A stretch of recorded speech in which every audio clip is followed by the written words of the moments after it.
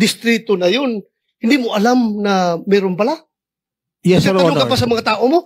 Kasi po, ang proseso po namin, ang una pong dapat po in charge sa project ay project engineer. Sila po ang nakakaalam dyan sa site po.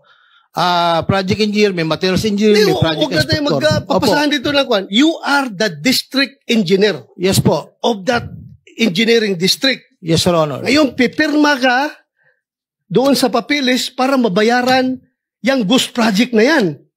Sir, Diba? if I may, Di po lumabas po yung ano, no? Naging controversial kayo ni yung inyong successor na si Bryce Hernandez. Yung inyong lifestyle, no? Kasi nga, how can a district engineer afford the kind of lifestyle? Nakita niyo Marilo, no? Kayo nga, nakapatek Philip. Si Senator Bono, kung psychopathic lang eh. No? TW still ngayon, promoted na.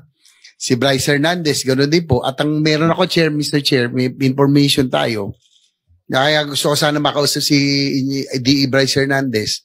Pumapasok daw ito ng DPWH, naka-Ferrari pa. Sinita nyo lang. Ito po, confirm nyo kung totoo hindi.